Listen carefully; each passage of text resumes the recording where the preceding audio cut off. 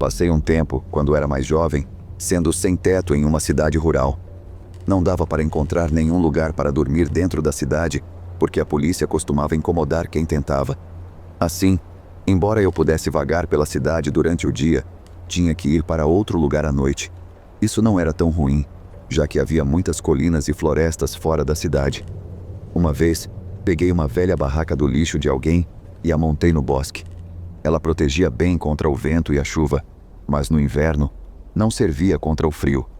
Eu tinha cobertores para ajudar com isso, e como vivia em uma área que era quente ou morna na maior parte do ano, só durante alguns meses ficava realmente frio. Esses meses eram os mais difíceis para um sem-teto. De vez em quando, aparecia alguém que também estava sem teto por perto. Eu sempre era gentil, sabendo que estavam na mesma situação que eu. A barraca era grande o suficiente para 2 pessoas. Então, às vezes, dividia o espaço. As pessoas vinham e iam.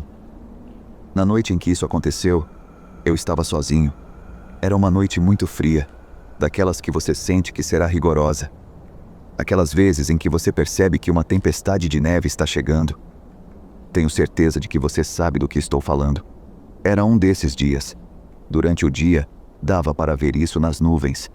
Além disso, as pessoas na cidade costumavam lotar as lojas para estocar suprimentos antes das tempestades. Enquanto passeava pela cidade naquele dia, vi claramente isso acontecendo. Eu tinha um pouco de dinheiro e comprei algumas coisas pequenas para levar à minha barraca. Comprei comida no Dollar Tree, que esperava durar alguns dias, caso fosse difícil se locomover após a tempestade. Já estava nevando quando consegui tudo, e antes mesmo de chegar à barraca, a tempestade não era só neve. Fazia muito frio naquela noite, e o vento era bem forte também. A barraca estava sendo castigada pelo vento, e eu esperava que ela aguentasse. As rajadas fortes de vento, que faziam barulho alto, eram o único som que eu ouvia.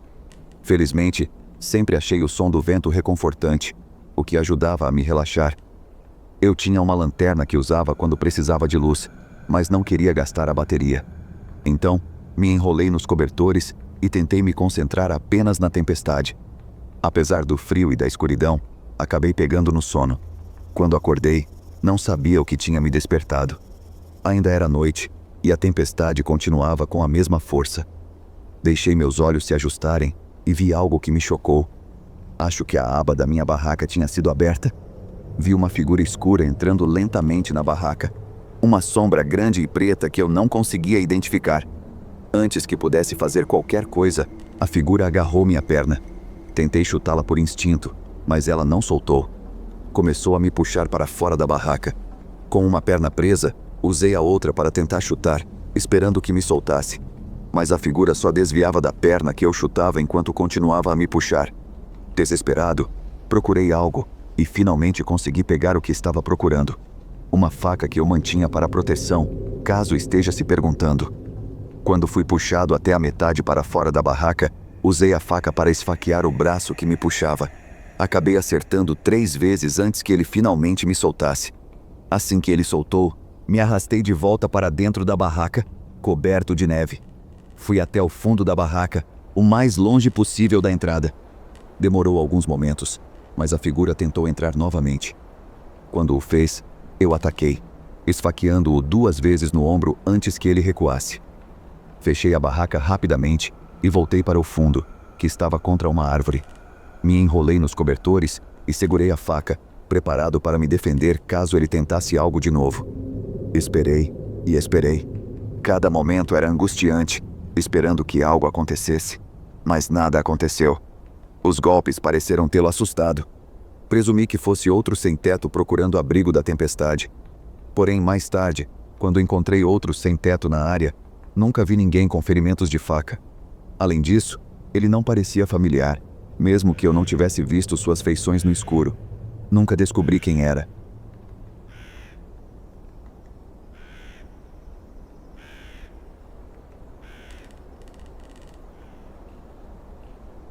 Eu morava em uma área pobre no sul de Ohio rural por um período de tempo quando era mais jovem. Se me lembro bem, eu tinha 13 anos na época. Não havia muitas casas na região, e as que existiam estavam localizadas em lugares diferentes ao longo de uma série de colinas. Uma coisa que eu achava interessante era como as casas ficavam em colinas opostas, de modo que você podia vê-las, mas elas estavam relativamente distantes umas das outras. Enquanto morávamos lá, eu era muito interessado em astronomia. No meu aniversário, ganhei um telescópio pequeno. Ele não era muito potente e não dava para ver o céu muito melhor do que a olho nu, mas eu ainda assim me divertia. No entanto, quando estava entediado, descobri que podia fazer outra coisa com o telescópio: espiar as pessoas do outro lado da colina. Então, eu fazia algo parecido com o filme Janela Indiscreta, muito antes de saber o que era janela indiscreta. Durante o verão daquele ano, eu passei tempo demais fazendo isso. Meus irmãos eram mais do tipo que gostavam de atividades ao ar livre, então geralmente estavam com os amigos fazendo coisas fora de casa. Eu, por outro lado, sempre tive dificuldade em fazer amigos, mas isso não me incomodava. Na verdade, eu preferia ficar no meu quarto fazendo coisas sozinho. Vale mencionar que, hoje em dia, eu não faria algo assim. Isso foi no início dos anos 90, e eu era apenas uma criança que não pensava em como aquilo podia ser invasivo, estranho e até assustador. Um dia, estava sentado na minha escrivaninha, usando o telescópio para olhar ao redor das casas do outro lado da colina. Para minha surpresa, vi meu irmão mais velho e um amigo dele subindo em direção a uma das casas. Eu não conhecia bem o amigo dele, então presumi que a casa para onde estavam indo fosse dele. Mas eles não subiram até a porta da frente. Em vez disso, depois de dar uma olhada ao redor, foram para o lado da casa e desapareceram pelos fundos. Nesse ponto, eu não conseguia mais vê-los. Mesmo que eles tivessem saído do meu campo de visão, fiquei curioso para saber o que estavam fazendo. Continuei observando a casa para ver quando eles reapareceriam. Demorou um pouco, mas eu estava tão curioso para saber o que aconteceria que não queria parar de observar. Por alguns minutos, nada aconteceu, mas então algo muito estranho aconteceu. O amigo do meu irmão saiu pela porta da frente da casa. Ele olhou ao redor, viu um taco de beisebol de alumínio na varanda, pegou o taco e voltou para dentro da casa. Fiquei chocado com o que estava vendo. Só de vê-lo sair pela porta da frente, pensei que ele devia ter arrombado a porta dos fundos, e eu não fazia ideia de por que ele precisava de um taco de beisebol. Continuei observando pelo telescópio, sabendo que, pela distância entre as casas na colina, provavelmente eu era a única pessoa vendo aquilo, e não fazia ideia do que fazer a respeito. Depois de um tempo, meu irmão e o amigo dele saíram da casa. Eles estavam carregando alguns objetos, incluindo o taco de beisebol. Eu os observei jogarem o taco colina abaixo. Depois, entraram em um caminhão que estava na entrada da casa e foram embora. Corri para contar aos meus pais o que tinha visto. Eles não acreditaram em mim de primeira, mas insisti. Embora tenha demorado um pouco, meu pai decidiu não chamar a polícia, mas ir até a casa para ver o que tinha acontecido. Mostrei a casa certa para ele pelo telescópio e ele saiu. Observei enquanto meu pai entrou na casa. Ele saiu depois de um tempo e ficou na varanda, parado como se estivesse esperando por algo. Acontece que ele estava esperando pela polícia, que chegou logo depois. Vi meu pai conversando com os policiais, e foi nesse momento que ouvi a porta da nossa casa se abrir. Ouvi a voz do meu irmão conversando com alguém, e eles entraram no quarto dele. Fiquei quieto, e escutei até eles saírem novamente. Meu irmão e o amigo dele foram presos. A casa que invadiram pertencia a um cara de quem eles compravam drogas. Eles tinham se encontrado com ele, e algo, não sei o que, deu errado na transação. Meu irmão e o amigo bateram no cara e o roubaram. O homem sobreviveu, mas ficou gravemente ferido. Meu irmão e o amigo, no entanto, não se meteram em tantos problemas quanto se poderia pensar, provavelmente por causa da idade deles. Mas os dois ficaram em liberdade condicional por um tempo. O que mais me assustou, porém, foi imaginar o que meu irmão teria feito se tivesse passado pelo meu quarto e me visto olhando na direção daquela casa pelo telescópio.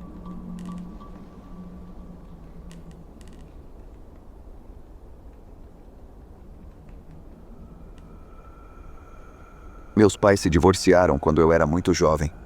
Minha irmã e eu acabamos morando com nossa mãe porque nosso pai queria viver sua vida cercado de mulheres e bebendo o tempo todo.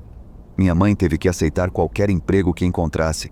muitas vezes nos deixando com nossos avós quando éramos mais novos. Porém, mudávamos muito de casa, e nem sempre era viável nos levar até a casa dos nossos avós. Assim, conforme ficamos mais velhas, houve momentos em que passávamos o tempo sozinhas em casa.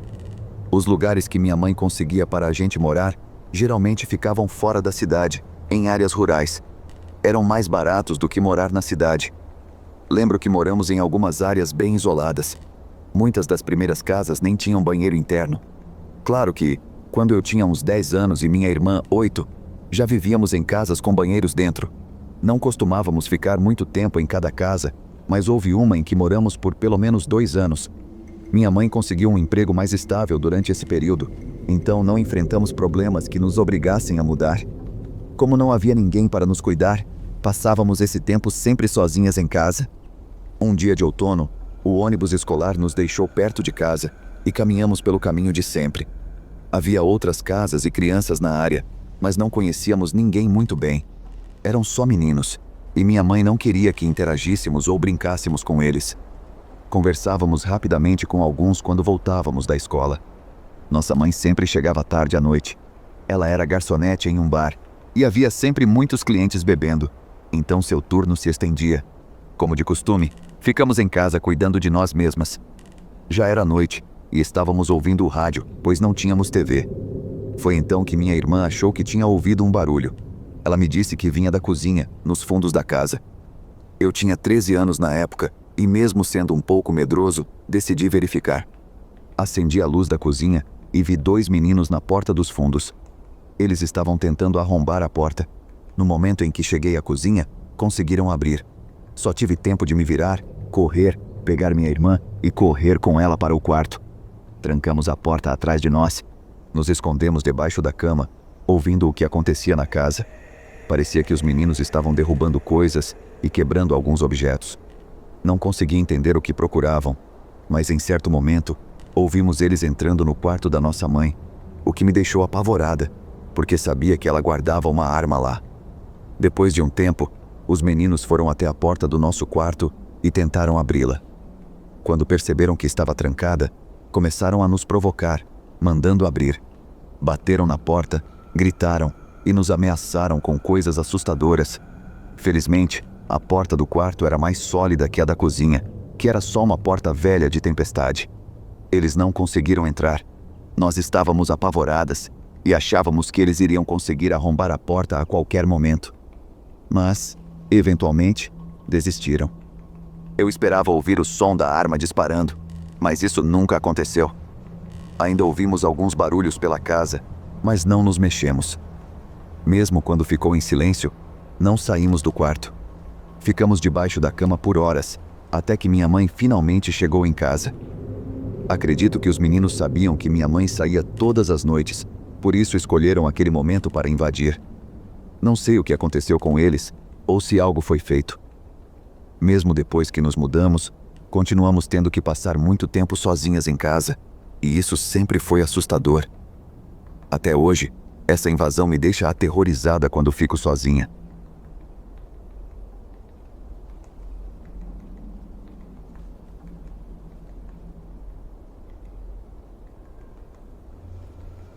Vários amigos da faculdade decidiram fazer uma viagem de acampamento depois que terminamos nossas provas finais.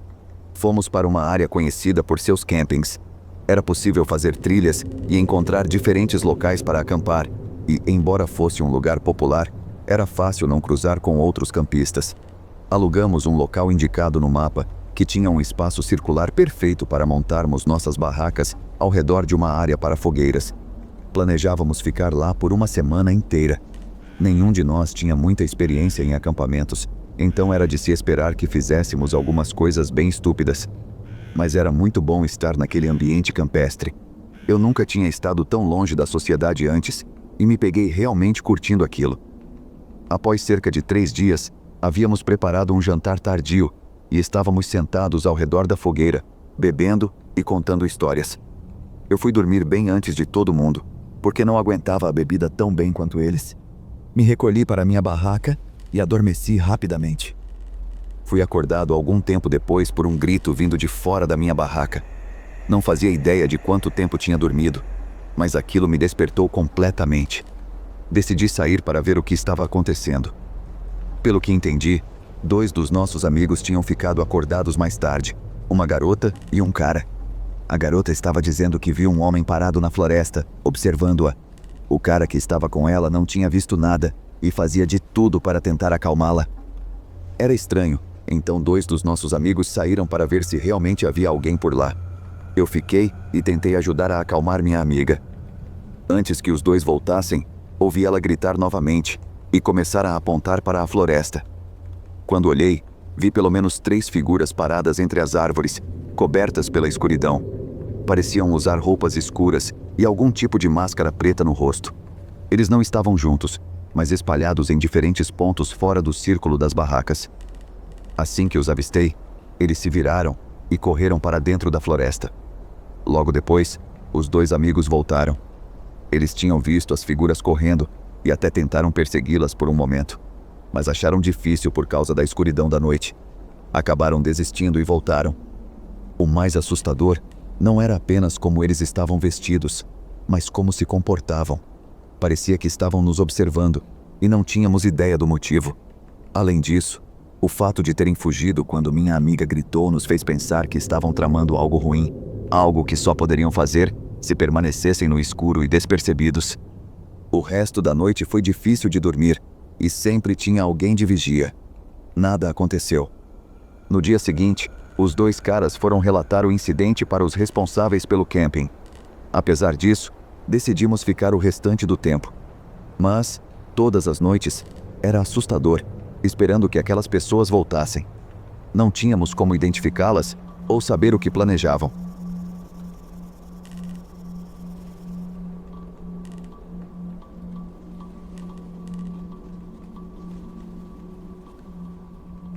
Esse incidente aconteceu no verão de 2015.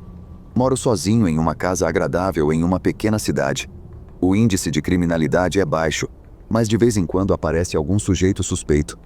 De qualquer forma, naquele dia, no trabalho, durante uma pausa para fumar, vi um cachorro ser jogado de um veículo em movimento. Era uma via com 4 faixas, durante o início do horário de pico. Corri direto para lá, peguei o pobrezinho e voltei para o meu local de trabalho. Incrivelmente, ele não estava machucado. Como um amante de animais de coração mole, decidi levá-lo para casa até decidir o que fazer com ele. Tenho muitos gatos, sempre tive. Essa foi minha primeira experiência com um cachorro sob minha responsabilidade. Ele era muito tímido, cabeça baixa, rabo entre as pernas, assustado. Olhava para mim como se eu fosse bater nele. Eu não sabia nada sobre personalidades e comportamentos de cães. Só sabia que precisavam sair com frequência. Na primeira noite dele comigo, saímos cerca de 15 vezes, porque eu não queria que ele fizesse suas necessidades dentro de casa. Por volta das 10h30, estava na varanda fumando meu último cigarro do dia. O cachorro estava preso a uma guia, descansando debaixo da minha cadeira, enquanto eu fumava e navegava pela internet. Vi um homem andando na calçada que passava pela minha casa. Ele olhava para mim de vez em quando enquanto caminhava. Logo depois de passar, ele parou, virou nos calcanhares e se aproximou. Ei, você pode me dizer onde fica a 302 Church Street? Ele perguntou. Eu disse que iria procurar o endereço no meu celular, o que, claro, estava demorando um pouco para carregar. Ele explicou que não tinha um celular e estava tentando chegar à casa de um amigo, enquanto dava pequenos passos na minha direção o tempo todo. Finalmente, o endereço apareceu. É exatamente 2 quadras ao norte daqui. Fica na esquina sudoeste da rua transversal, eu disse, apontando na direção. Ele manteve os olhos fixos em mim, continuando a se aproximar lentamente. O cachorro começou a rosnar bem baixinho nesse momento. Eu tinha até esquecido que ele estava ali até então. Posso dar uma olhada no mapa? Ele perguntou, sorrindo sem jeito. Sou péssimo com direções. Levantei-me da cadeira, apontando novamente. São só 2 quadras nessa rua. Apenas siga em frente. 2 quadras. A casa estará à sua esquerda. Deixei claro que não entregaria meu celular para ele. Bem, posso ligar para eles? Preciso avisar que estou chegando, ele disse, ainda avançando lentamente, estendendo a mão. Não, respondi secamente. E mandar uma mensagem? Insistiu. Amigo, não. Comecei a caminhar em direção à porta. Vamos. Deixe-me ver seu celular, ele disse, visivelmente irritado. Estava claramente tentando se controlar e ficando perto demais da minha varanda. Como última tentativa de afastar o cara, disse: Você precisa sair do meu quintal. Meu cachorro é protetor. Ele vai acabar com você. Eu não sabia absolutamente nada sobre aquele cachorro. Muito menos se ele tinha a capacidade de acabar com alguém. Só esperava que isso intimidasse o sujeito insistente. Foi como se eu tivesse dito as palavras mágicas. O cachorro entrou em ação. Como uma criatura saída de A História Sem Fim, ele saiu feito uma bala debaixo da cadeira. Rosnando, rosnando alto, latindo como um louco. Ele quase me derrubou da varanda tentando alcançar o homem. Ele parecia e agia como um cachorro de ataque de 40 quilos, não um beagle tímido de uns 10 quilos. Eu fiquei com medo. Não sabia se ele poderia se virar contra mim, mas ele se encostou nas minhas pernas, quase me empurrando para dentro de casa, ainda encarando o homem e mostrando os dentes. O cara levantou as mãos e recuou, gaguejando algo como 2 quadras ao norte, né? E começou a andar nessa direção. Entrei em casa, apaguei as luzes e o observei pela janela. Ele olhou para minha casa, para se certificar de que eu estava lá dentro, virou-se e começou a andar na direção completamente oposta à que eu tinha indicado. E a cereja no bolo? Ele tirou um celular do bolso e colocou no ouvido para fazer uma ligação. Naquela noite, o cachorro garantiu seu lugar como membro da minha família. Ele é incrivelmente protetor comigo e já espantou outro sujeito suspeito desde esse incidente. Ele não desgruda de mim e deixou claro que é grato por estar em um lar seguro e amoroso, onde nunca mais será arremessado de um veículo em movimento. Seu nome é Hank, e eu realmente acredito que aquela noite poderia ter terminado muito mal para mim, se ele não estivesse lá.